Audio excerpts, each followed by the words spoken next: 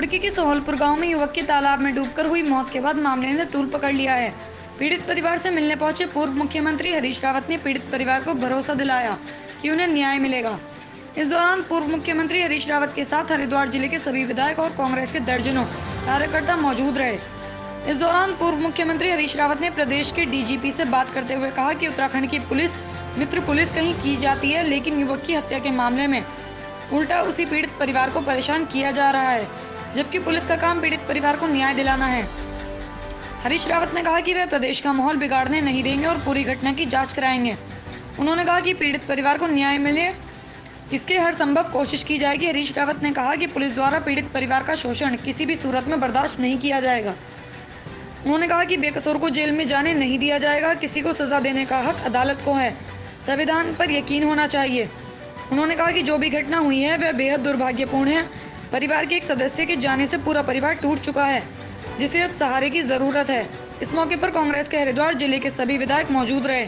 इस मौके पर विधायक फुरकान अली, जवालापुर विधायक रवि बहादुर, विधायक अनुपमा रावत, मंगलौर विधायक काजी निजामुद्दीन, जबरेड़ा विधायक वीरेंद्र जाती, भगवानपुर विधायक ममता राकेश, कांग्रेस नेता वीरेंद्र रावत आदि मौजूद रहे। मरहूम वसीम के वालिद और उनकी वालिदा से और उनके परिवार के उनकी बहनों से उनका दुख बांटने के लिए आया हूँ, उनका गम बांटने के लिए आया हूँ, क्योंकि मैंने देखा है कि एक जवान बेटे का जाने का दुख क्या होता है। और एक ही बेटा था 3 बहनों का, वो चला गया और सैकड़ों लोगों की नज़रों के सामने चला गया। पुलिस जिसके ऊपर लोगों को बचाने की जिम्मेदारी है, उनके सामने चला गया, मरने दिया गया उसको या मार दिया गया, जो भी बात सही। तो ये बड़ा दुखद है। मैं अफसोस प्रकट करने भी आया हूँ और बहुत दुखी भी हूँ, क्योंकि हमारे राज्य में ऐसा नहीं होना चाहिए था। ये बलिदानों से बना हुआ राज्य है।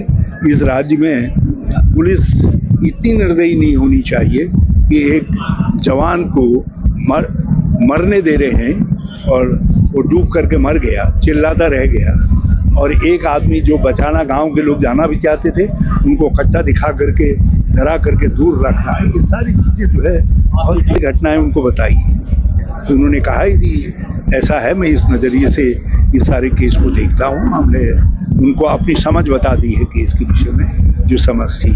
और हम उम्मीद करते हैं कि राज्य के हित में, पुलिस के हित में भी है कि जिसका दोष है उसको दंडित किया जाए, चाहे वो कोई है।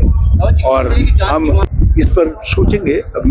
अभी तो हम डीजीपी से और मुख्यमंत्री से बात करेंगे, उसके बाद सोचेंगे क्या हमको कहना। वो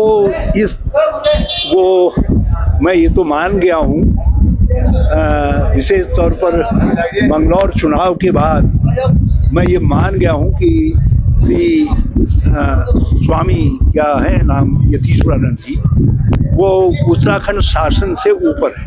ये जो सुपर बॉस ऑफ उत्तराखंड शासन, ये तो मैं मान गया था, लेकिन अब मुझको लग रहा है कि वो भारत के संविधान से भी ऊपर हैं। भारत का संविधान स्पष्ट तौर पर कहता है कि किसी को दंड देने का अधिकार नहीं है। दंड देने का अधिकार किसी को केवल कोर्ट, न्यायाधीश को, और वो भी by the process of law है, by the process of law. और यदि वो भारत के संविधान से, भारत के कानून से, सुप्रीम कोर्ट से ऊपर हो गए हैं, तो उनको मैं बधाई देना चाहता हूँ। पहले हम धामी जी से ऊपर तो मान रहे थे, लेकिन अब हमको लग रहा है कि सुप्रीम कोर्ट